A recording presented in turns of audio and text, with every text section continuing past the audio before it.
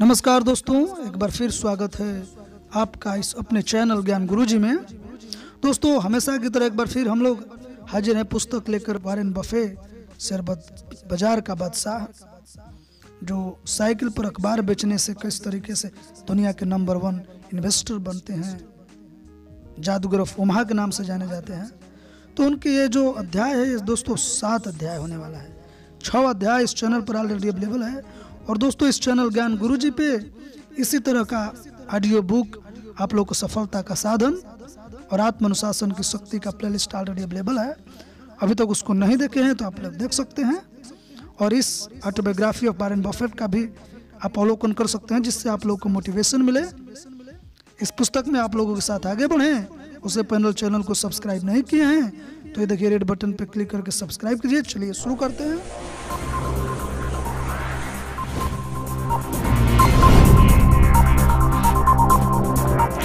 संपूर्ण स्वामित्व हासिल कर लिया। इस तरह यह कंपनी वॉरेन के स्वामित्व वाली ऐसी कंपनियों की सूची में जुड़ गई जो निरंतर मुनाफा अर्जित कर रही थी। दोस्तों, सन 1951 में वॉरेन ने अर्थशास्त्र विषय में स्नातक की डिग्री हासिल की। वॉरेन वॉल स्ट्रीट में काम करना चाहते थे, मगर उनके पिता हार्वर्ड बफे और मार्गदर्शक ग्राहम ने ऐसा करने से मना किया। वॉरेन के जीवन में इन 2 प्रभावशाली व्यक्तियों ने मंदी के वर्षों को देखा था और उनके पास शेयर बाजार के उतार चढ़ाव का गहरा अनुभव था। दोनों व्यक्तियों ने इस युवा और महत्वाकांक्षी स्नातक को रोजगार सुरक्षा प्राप्त करने की सलाह दी और किसी बड़ी कंपनी में कार्य करने के लिए कहा।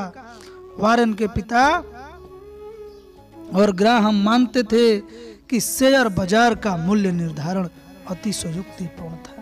वॉरेन ने ऐसी सलाह पर अमल नहीं किया।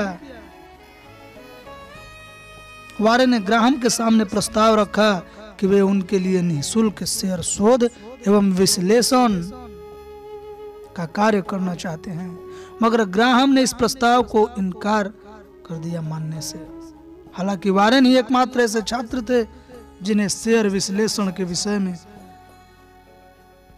ग्राहम ने ये प्लस दिया था। वॉरेन ने मजाक में इसकी वजह बताते हुए कहा था कि उनके प्रोफेसर महोदय ने यह प्रस्ताव सुनने के बाद तेजी से लागत मूल्य विश्लेषण किया और इस नतीजे पर पहुंचे कि वॉरेन भले ही मुफ्त काम करने वाले थे, मगर यह सौदा फायदे का साबित नहीं होगा। असली वजह यह थी कि ग्राहम न्यूमैन पार्टनरशिप की नीति थी। यहूदियों को काम पर रखना, चूंकि उन्हें वॉल स्ट्रीट में रोजगार के मौके नहीं मिलते थे, और इस तरह ग्राहम यहूदियों को रोजगार का अवसर देकर भरपाई करने की कोशिश करते थे। इस तरह वॉरेन ओमाहा लौट आए और वह अपनी बहन को कॉलेज की सहपाठी सुसान थॉम्सन से नजदीकियां बढ़ाने लगे। सही मार्गदर्शकों और अच्छी आदतों का चुनाव। दोस्तों, इस अध्याय में हम लोग देखेंगे कि सही मार्गदर्शक अगर आपके जीवन में मिलता है और आप अच्छी आदतों की नींव डालते चले जाते हैं अपनी जिंदगी में, तो किस तरीके से आप अपनी जिंदगी की सुनहरा अवसरों को आमंत्रण करते हैं। दोस्तों, यहाँ तक आप अगर हमारे साथ इस वीडियो विश्लेषण के माध्यम से इस किताब तक पहुंचे हैं तो इस चैनल को लाइक, सब्सक्राइब और शेयर जरूर कर दें और इसे प्रमोट करें अपने दोस्तों के बीच, अपने ग्रुप में इसे शेयर करके। तो चलिए देखते हैं। तुम मुझे बताओ कि तुम्हारे लिए आदर्श व्यक्ति कौन है और मैं तुम्हें बताऊंगा कि तुम किस तरह से और तुम किस तरह के इंसान हो। वॉरेन विद्यार्थियों से ऐसा कहते रहे हैं। वे कहते हैं, शुरू में आदत की जंजीर का स्पर्श हल्का महसूस होता है और बाद में इस कदर सख्त हो जाता है कि उससे मुक्त हो पाना कठिन हो जाता है। यानी आपके नायक जिस तरह आपको परिभाषित करते हैं, उसी तरह आदतें भी आपको परिभाषित करती है। विद्यार्थियों को प्रेरित करने के लिए वॉरेन कहते थे कि वे ऐसे सहपाठी को चुनें जिसे वे भविष्य में अपनी कमाई का 10% देना पसंद करेंगे। तब विद्यार्थी सबसे बुद्धिमान या खेलकूद में माहिर या आकर्षक छात्र का चुनाव नहीं करते थे। वे ऐसे सहपाठी को चुनते थे जिसकी आदतें अच्छी होती थी, मार्गदर्शक सही होते थे। जो मूल्यों व आदर्शों का पालन करते थे। ईमानदारी का कोई जवाब नहीं है और ऐसे ही व्यक्ति पर पूरी दुनिया भरोसा करती है। इस अभ्यास को सतत जारी रखने की सलाह देते हुए वारेन विद्यार्थियों से एक ऐसे व्यक्ति की पहचान सुनिश्चित करने के लिए कहते थे जिसे वे भविष्य में अपनी कमाई का 10% दे सके। वे कहते थे कि विद्यार्थी जिसे भी अपना आदर्श मानते हों उसके चरित्र की खूबियों पर गौर करें और उन्हें कागज पर लिखते चले जाएं। जैसे जैसे यह अभ्यास किया जाएगा विद्यार्थियों के मानस पटल में भी बदलाव शुरू हो जाएगा। जब आप अपनी पसंद की आदतों की सूची तैयार करेंगे तो अपने भीतर भी उन्हीं आदतों का विश्वास करेंगे। जीवन में एक ही बार कोशिश करते हुए अपने चरित्र का निर्माण नहीं किया जा सकता है। नहीं सुविधा, हैसियत, संपत्ति की मदद से चरित्र का निर्माण किया जाता है। दैनिक जीवन में छोटी छोटी बातों पर गौर करते हुए मजबूत चरित्र का निर्माण किया जा सकता है। जिस उम्र में ज्यादातर तरुण खिलाड़ियों या फिल्मी कलाकारों को अपना आदर्श चुन लेते हैं, उस उम्र में वारेन ने आंतरिक प्रेरणा और विवेक के आधार पर अपने पिता तथा बेंजामिन ग्राहम को अपना मार्गदर्शक मान लिया था। उस समय के चर्चित बास्केटबॉल खिलाड़ी जो डिमेगियो और मशहूर गायक एल्विज को अपना आदर्श बनाने की जगह वारेन ने एक स्टॉक ब्रोकर, राजनेता और मूल्य आधारित निवेश सिखाने वाले प्रोफेसर को अपना आदर्श बनाया था। उन दोनों के मार्गदर्शन में वारेन ने मूल्य सिद्धांत, नीतियां और निर्णय लेने की क्षमता का विकास किया। हर व्यक्ति अपनी मर्जी से अपने लिए मार्गदर्शकों और आदतों का चुनाव करता है। आदतें ही हमारे व्यक्तित्व को परिभाषित करती है। अच्छी बात यह है कि हम अपनी आदतों को बदल सकते हैं। जब हमारी उम्र कम होती है तब आदतों को बदलना आसान होता है। शायद यही खास वजह है कि वारेन विद्यार्थियों से बातचीत करना और उन्हें प्रेरित करना पसंद करते हैं। सही मार्गदर्शकों को चुनकर और असाधारण कार्यों का अनुशासन की आदतों का विकास कर वारेन हजार शिक्षकों, व्यापारियों, प्रबंधकों और प्रतिस्पर्धाओं के लिए भी मिसाल बन गए हैं। स्टॉक ब्रोकर के रूप में करियर की शुरुआत वारेन ने अपने पिता की स्थानीय कंपनी बफे एंड फॉक में स्टॉक ब्रोकर के रूप में काम करना शुरू कर दिया। इसके अलावा वे ओमाहा विश्वविद्यालय में रात्रि की कक्षा में अध्यापन का कार्य भी करने लगे। इत्तेफाक से उनका विषय था निवेश के सिद्धांत। 21 वर्षीय वारेन के ज्यादातर विद्यार्थी उनसे दोगुनी उम्र के थे, लेकिन वारेन केवल आर्थिक सफलता की तरफ ही मन नहीं लगा रहे थे। इस बीच 1952 में उन्होंने अपनी बहन की सहेली सुजान से शादी कर ली थी। वे पत्नी के साथ रहने के लिए एक छोटे अपार्टमेंट में चले गए थे जिसका मासिक किराया $65 था। 1 साल के बाद उनकी प्रथम संतान का जन्म हुआ जब वे हनीमून मनाने के लिए सड़क मार्ग से कैलिफोर्निया गए तो अपने साथ ग्राहम की पुस्तक सिक्योरिटी एनालिसिस को फिर से पढ़ने के लिए गए थे। अपने पिता के लिए काम करते हुए वारेन ग्राहम के साथ लगातार संपर्क बनाए हुए थे। वह उन्हें स्टॉक रिसर्च और स्टॉक पिक्स भेजते रहते थे जिनमें IGICO वाहन बीमा का विश्लेषण भी शामिल था।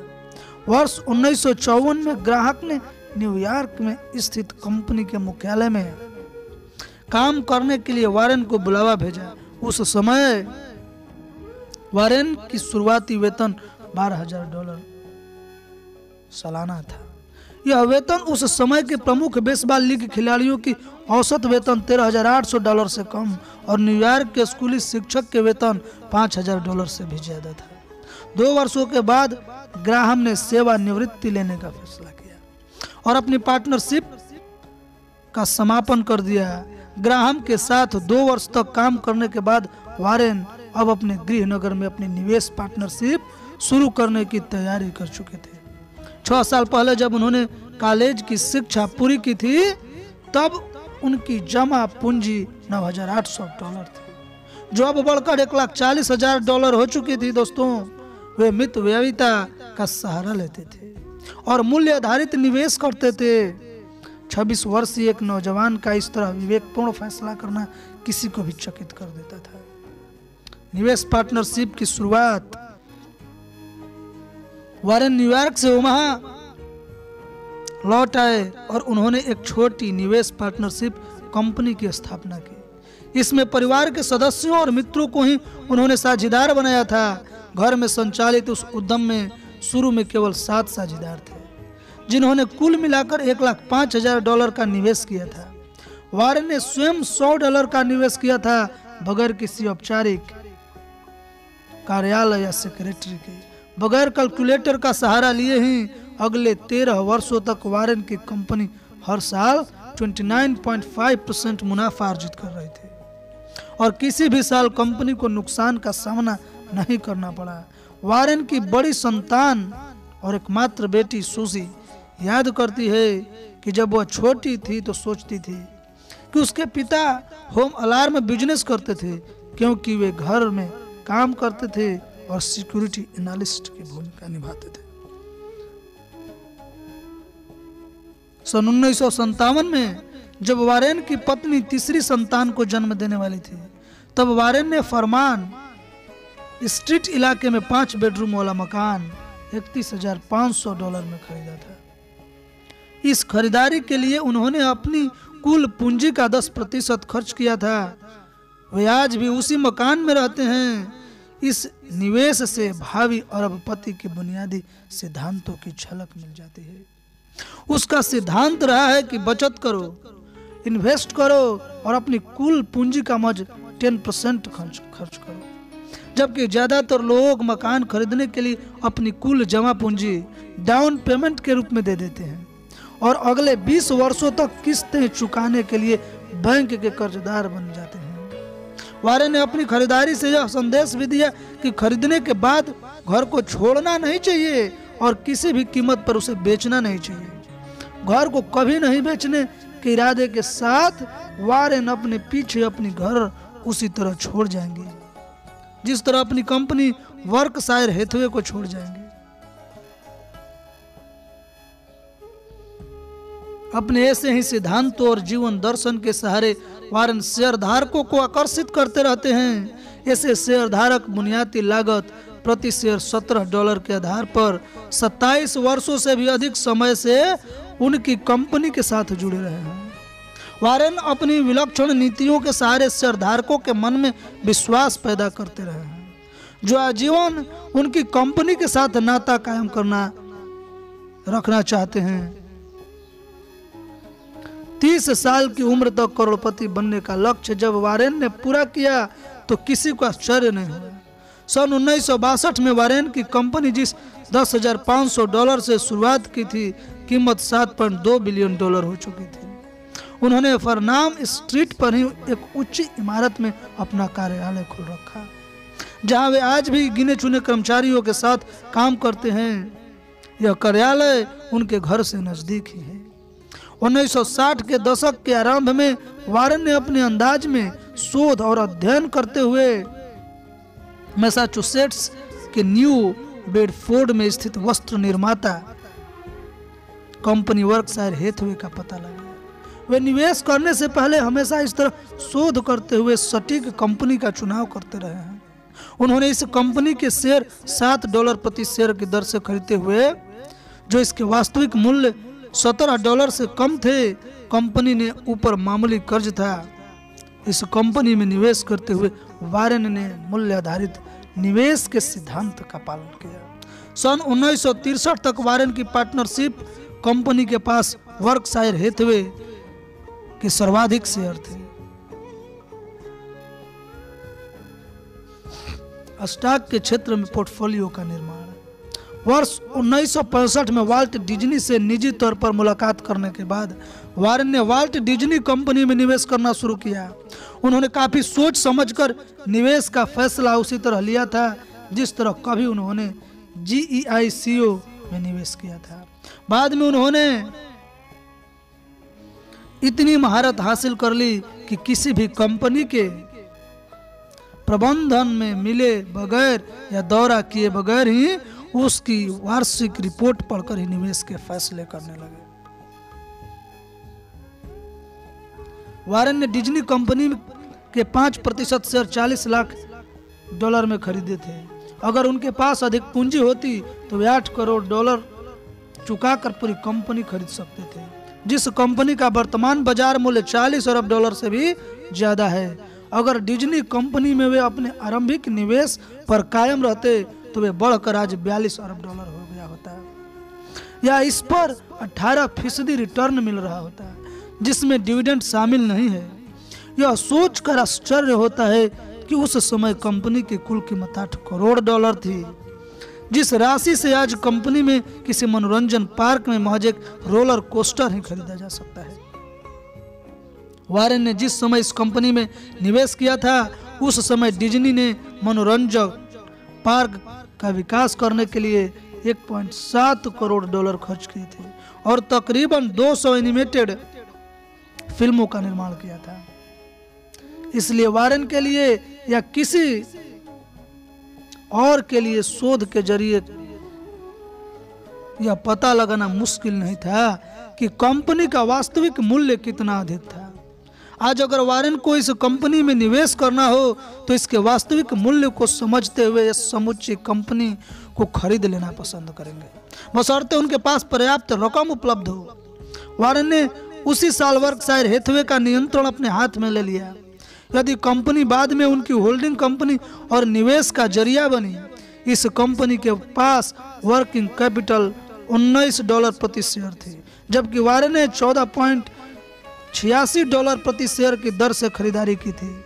इसमें कंपनी की अस्थायी परिसंपत्तियां, कारखाना और उपकरण की कीमत शामिल नहीं थी। बोर्ड मीटिंग में वारेन ने वर्कशायर हैथवे का नियंत्रण अपने हाथ में ले लिया और कंपनी के वस्त्र व्यवसाय का संचालन करने के लिए केन चेस को नया अध्यक्ष नियुक्त किया। 36 साल की उम्र में वारेन के पास $50 लाख की दौलत इकट्ठी हो चुकी थी। कुछ साल बाद ही उनकी पूंजी $1 करोड़ हो गई, जबकि उनकी निवेश साझेदारी $6.5 करोड़ हो चुकी थी। दोस्तों, यह किसी चमत्कार से कम नहीं था कि 38 साल की उम्र में वारेन ने पार्टनरशिप कंपनी का सालाना $4 करोड़ से ज्यादा कमाई कर रहे थे। सन 1968 तक उनकी निवेश साझेदारी $10.4 करोड़ हो चुकी थी। अपने सर्वाधिक कामयाब वर्ष के अगले ही वर्ष 1969 में वारेन ने साझेदारी कंपनी को बंद कर सैकड़ों मिलियन डॉलर के पोर्टफोलियो को अपने साझेदारी में वितरित कर दिया। यह निर्णय लेते समय वारेन को लगा कि बदलते हुए हालात में उन्हें श्रेष्ठ मूल्य आधारित निवेश के अवसर ज्यादा नहीं मिल सकते हैं, जबकि शेयर धारकों की उम्मीदें आसमान को छूती जा रही थी। साझेदारों को उन्होंने जो संपत्तियां वितरित की उनमें से वर्कशायर हैथवे के शेयर भी शामिल थे।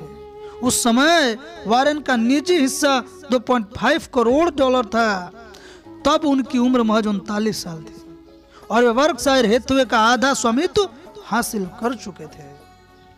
इसी समय उन्होंने वर्कशायर के शेयरधारकों के नाम सालाना खत लिखना शुरू किया, जो बाद में अत्यंत ही लोकप्रिय खत समझा जाने लगा था।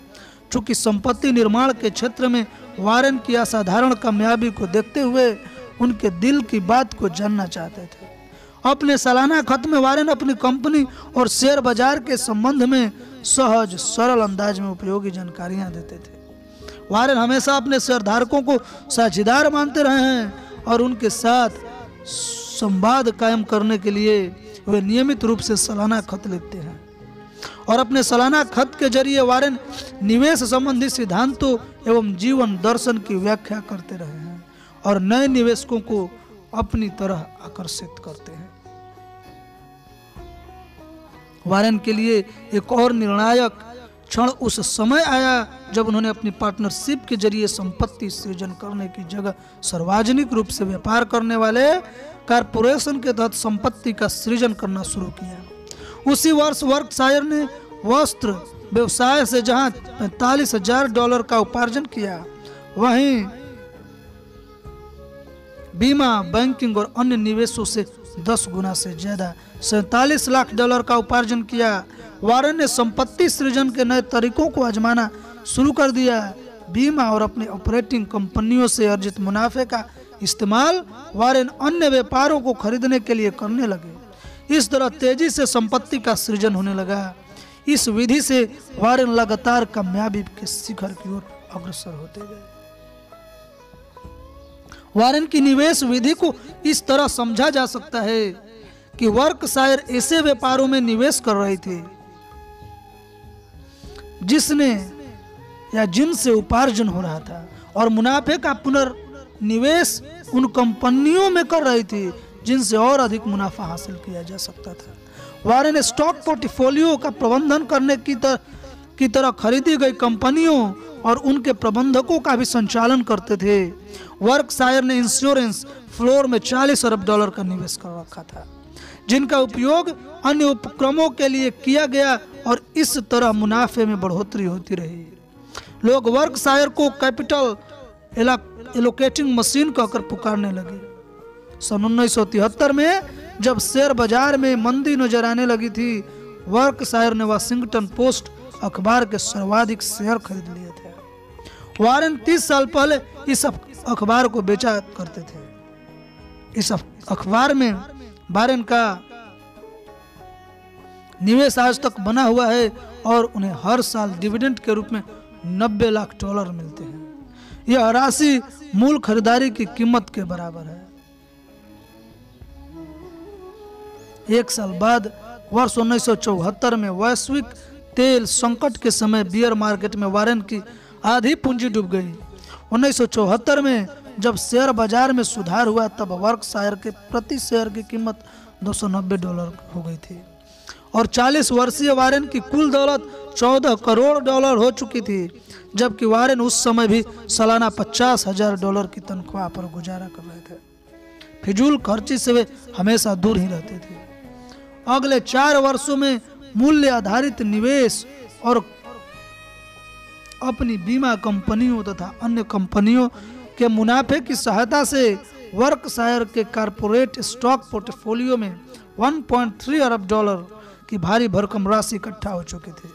1983 के आरंभ में वर्कशायर के प्रति शेयर की कीमत $775 थी, जो उसी साल बढ़कर $1300 प्रति शेयर हो गई थी।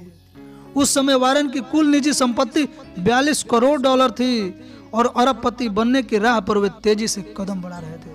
तो दोस्तों, ये 2-3 पेज में हम लोग किस तरीके से वारेन तरक्की कर रहे थे और किस प्रिंसिपल को कायम करते हुए वे एक आम आदमी से किस तरह खास आदमी बन जाते हैं और निवेश के जादूगर कहलाने लगते हैं। इस चीज़ों को आप गौर करके समझ सकते हैं कि अपने बचत का और अपने कैपिटल का 10% का रूल का वो अध्ययन करते हैं और अपनी ज़िंदगी में उस सिद्धांत को अंत तक चलते हैं और यही उन्हें दुनिया के एक समय में सर्वश्रेष्ठ सबसे अमीर आदमी की फोर्ब्स की पत्रिका में अमीरों की सूची में उनका नाम शामिल कर देता है। अरबपति का दर्जा। सन 1985 में सस्ता विदेशी श्रम उपलब्ध होने तथा वैश्विक प्रतियोगिता बढ़ने के कारण वर्कशायर टेक्सटाइल मिल को बंद कर दिया गया। वह वर्कशायर हेथवे का मूल व्यवसाय था जो अब नाम मात्र का ही रह गया था। 1 साल बाद वर्कशायर के प्रति शेयर की कीमत $300 हो गई थी और इसके साथ ही वारेन अरबपति बन गए थे। वर्ष 1988 में वारेन अपने बचपन के व्यवसाय को नए सिरे से करने का मन बनाया था। 58 वर्षीय वारेन कोका कोला कंपनी के शेयरों की खरीदारी किसी दीवाने की तरह करने लगे थे। उन्होंने $1 अरब में कंपनी के 8% शेयर खरीद लिए थे। इस कंपनी में वारेन सबसे बड़े शेयर धारक बन गए। 1936 में जब वारेन 6 साल के थे तब कोक बेचकर उन्होंने 20% मुनाफा हासिल किया था। यानी बचपन से ही सॉफ्ट ड्रिंक के कारोबार के प्रति उनके मन में जो लगाव कायम था, 1988 में कोका कोला कंपनी में अपने ही शेयरों की खरीद रही थी और वारेन कंपनी के प्रबंधन से प्रभावित हुए थे। वे $5 प्रति शेयर की कीमत पर शेयरों की खरीदारी कर रहे थे।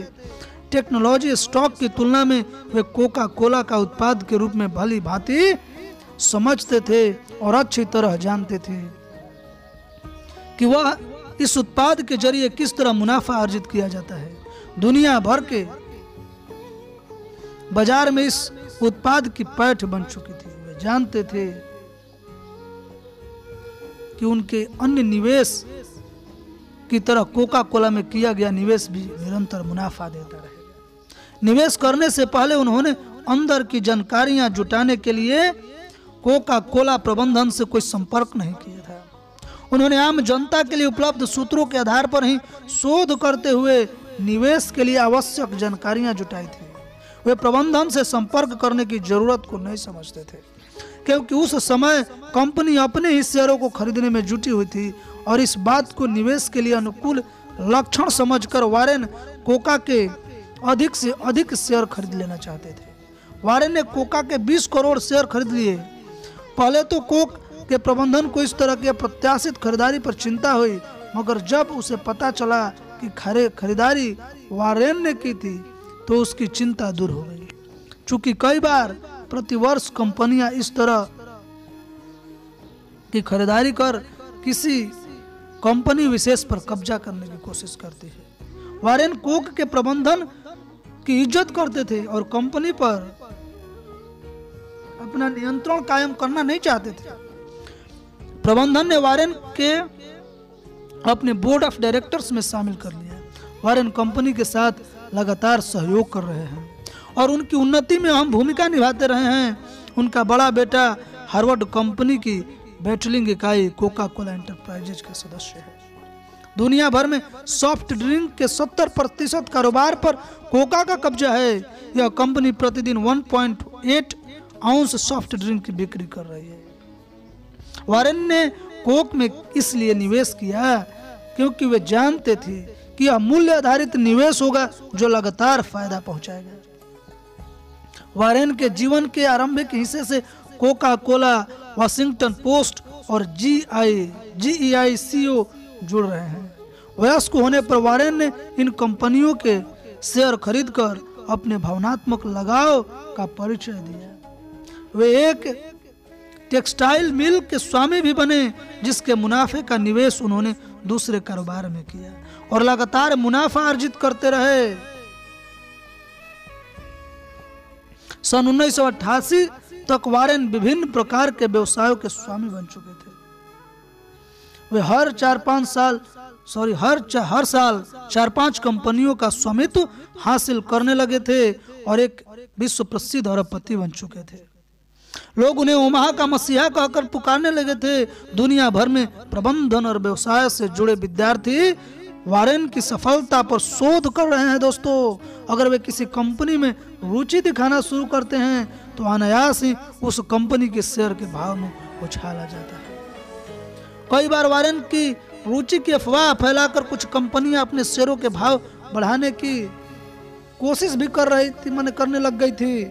ऐसा धारणा बन चुका था कि अगर वारेन किसी कंपनी में इंटरेस्ट लेने लगे, रुचि दिखाने लगे, तो वो कंपनी का शेयर ऑटोमेटिक बढ़ने लगता था। बफे पार्टनरशिप के जरिए 13 वर्षों तक 29.55% औसत सालाना रिटर्न हासिल करते हुए और वर्कशायर के जरिए 38 वर्षों तक 22.6% औसत सालाना रिटर्न हासिल करते हुए वारेन ने 5 दशकों के निवेश के कीर्तिमान में सफलता के नए अध्यायों की रचना की। वारेन ने वर्कशायर हैथवे के शेयरों की बिक्री को $4 करोड़ से बढ़ाकर $66 अरब तक पहुंचा दिया। एक मुक्त पूंजीवादी समाज में वारेन निश्चित रूप से इकोनॉमिक वैल्यू के महानतम प्रयोग करता है। वे असाधारण, प्रतिभाशाली और भाग्यशाली व्यक्तित्व के धनी हैं। उन्होंने गणित और व्यावसायिक दक्षता के तालमेल का अनूठा प्रयोग किया है। उन्होंने धैर्य, अनुशासन, आत्मविश्वास, निर्णय लेने की क्षमता, बुद्धि और स्वतंत्र विचार जैसे चारित्रिक यानी कैरेक्टरिस्टिक गुणों का विकास कर अभूतपूर्व सफलता हासिल की है। ऐसे गुण तो दूसरे लोगों में भी हो सकते हैं, मगर जो इन गुणों पर अमल करना सीख ले वो सबके लिए आसान नहीं होता है। खास तौर पर व्यवसायीकरण और उपभोक्तावाद के आर्थिक वातावरण में ऐसे मानवीय गुणों की सुरक्षा करना कठिन हो जाता है। वारेन पूंजीवाद के विस्तार के युग में सफलता के चरमोत्कर्ष पर पहुंचे। दोस्तों, पिछले सदी की शुरुआत में डॉक्टर जोन्स औद्योगिक सूचकांक का औसत 66 था, जो 100 वर्षों में 11,000 तक पहुंच गया। इस सूचकांक के जरिए पूंजीवाद के विकास का अनुमान लगाया जाता है। वारेन ने निवेश के जिन सिद्धांत का इस्तेमाल किया, उनके जरिए किसी भी आर्थिक वातावरण में सफलता हासिल किया जा सकता है। जबकि मॉर्गन ने कहा था कि व्यापार में महत्वपूर्ण निर्णय उच्च चरित्र के आधार पर ही लिए जा सकते हैं। वारेन इस बात को जीते जागते उदाहरण है। वारेन की तरह कोई भी व्यक्ति अपने सिद्धांतों से समझौता किए बिना निवेश के सरल नियमों का पालन करके प्रचुर संपत्ति का सृजन किया है। मूल्य आधारित निवेश बनाम भीड़ के उन्माद पर आधारित निवेश। कुछ लोग वैल्यू इन्वेस्टर और ग्रोथ इन्वेस्टर के बीच फर्क बताते हैं। वारेन मानते हैं कि दोनों ही एक दूसरे से जुड़े हुए हैं। निवेश का आशय है वर्तमान में पूंजी लगाकर भविष्य में मुनाफा अर्जित करना। आप किसी व्यवसाय के मालिक हैं या महज विक्रेता हैं, इस बात को निर्धारित करने के लिए वारेन शुरू से कुछ सवाल पूछने की सलाह देते हैं। क्या आप किसी व्यवसाय के वर्तमान और भविष्य के उपार्जन पर नजर रखते हैं या केवल उसकी कीमत के आधार पर ही उसका आकलन करते हैं? क्या आप अध्ययन और शोध के आधार पर निवेश का निर्णय लेते हैं या आप दूसरों की राय से प्रभावित होते हैं? जो मूल्य आधारित निवेश करते हैं वे स्वतंत्र चिंतक होते हैं। ऐसे लोग भीड़ के उन्माद के आधार पर निवेश का कोई फैसला नहीं करते, वे स्वयं शोध करते हैं और अनवरत अध्ययन करते हुए अपना स्वतंत्र मत विकसित करते हैं। वे दूसरों का निरीक्षण भले ही करते हैं मगर किसी का अनुसरण हरगिज नहीं करते। दोस्तों, यही जो सेल्फ मेड होते हैं, जो स्वरचित होते हैं, उनकी आदत होती है। सबका निरीक्षण कीजिए, सबसे कुछ सीखिए, लेकिन उनका अनुसरण न कीजिए। दोस्तों, और मेरे प्यारे मित्रों, अगर आप लोगों को इस पुस्तक का कोई चीज, कोई बात, कोई कंटेंट अच्छा लगा है तो आप कमेंट मुझे जरूर कीजिए। और कुछ भी डाउट है तो भी आप पूछ सकते हैं कि किस पे मैं वीडियो बनाऊं, क्योंकि मुझे आप लोगों के लिए मेहनत करना अच्छा लगता है। और आप लोगों का अगर सपोर्ट मिले तो मैं इसी तरीके से आप लोगों को हर पुस्तक का बायोग्राफी, ऑटोबायोग्राफी बनाता रहूंगा और उसका वीडियो बनाऊंगा, वीडियो एनालिसिस करूंगा। तो आप कमेंट में मुझे जरूर बताएं, क्योंकि ये चैनल है, इसका उद्देश्य अपने जो व्यूअर्स हैं, हमारे जो सब्सक्राइबर हैं, उनकी लाइफ स्टाइल को, उनकी वैल्यू में वृद्धि करना। इसका उद्देश्य पैसे कमाने के लिए नहीं किया गया है, इसलिए मैंने इसको अभी तक मोनेटाइज नहीं किया है। और मैं, अगर आप लोगों का सपोर्ट मिलेगा तो इसको मोनेटाइज नहीं करूँगा, क्योंकि अगर मोनेटाइज करने पर जो वीडियो मैं बनाया हूँ इस पे कॉपीराइट स्ट्राइक आ सकता है।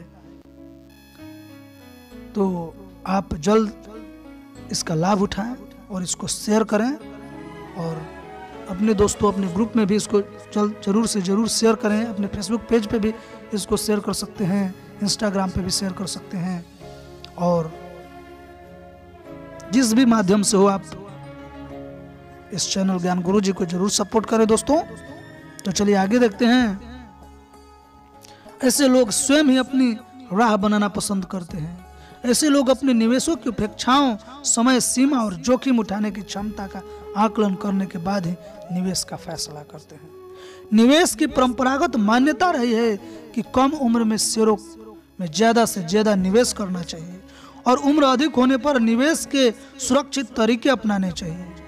निवेश करते समय उम्र, वैवाहिक स्थिति आदि का भी ध्यान रखना चाहिए। इसके विपरीत वारेन की मान्यता है कि निवेश के लिए उम्र को आधार बनाने की जरूरत नहीं है। चाहे शेयर खरीदना हो या किसी निश्चित आय बॉन्ड के स्रोत में निवेश करना हो, उनकी गुणवत्ता और कम कीमत को का चुनाव का आधार बनाना चाहिए। वारेन मानते हैं कि निवेश की निश्चितता से डरने की जरूरत नहीं है। दिक्कत तब होती है जब निवेशक के पास जानकारियां नहीं होती है, उसे मालूम नहीं होता है कि वह क्या कर रहा है। निवेश के प्रति बाजार का रवैया बनाम वारेन बफे का रवैया। बाजार का रवैया वारेन का रवैया, बाजार का रवैया भीड़, वारेन का रवैया व्यक्तिगत। इसी तरह से भावनात्मक बुद्धि सम्मत। बाजार का अगर रवैया कीमत आधारित है तो दोस्तों वारेन का रवैया मूल्य आधारित होता है। बाजार का रवैया अगर विविधता है तो वारेन का रवैया एकाग्रता होता है। दोस्तों अगर बाजार का रवैया दर्शक को शो करता है तो वारेन का रवैया है मालिक बनने का। अगर उसी तरह से अगर बाजार का रवैया विश्वासघाती हो तो दोस्तों वारेन साहब वफादार बनकर अपने सिद्धांत को कायम करने में विश्वास करते हैं। उसी तरह उच्च लागत और कम और कर, वारेन कहते हैं कम लागत और कर। बाजार कहता है बिक्री, लेकिन वारेन कहते हैं अध्ययन। औसत 6 महीनों का स्वामित्व बाजार का सिद्धांत है तो वारेन का सिद्धांत आजीवन स्वामित्व। ऊपर की तालिका में जो बताया उसे बाजार और वारेन के निवेश के तरीकों में फर्क को आसानी से समझा जा सकता है। वारेन बफे के निवेश संबंधी नियम। तो दोस्तों आज यहीं तक रखते हैं। अगली वीडियो में ये 7 है, पार्ट 8 में हम लोग देखेंगे वारेन बफे के निवेश संबंधी नियम क्या कहते हैं और किस तरीके से कहते हैं। तब तक के लिए मुझे दीजिए इजाजत।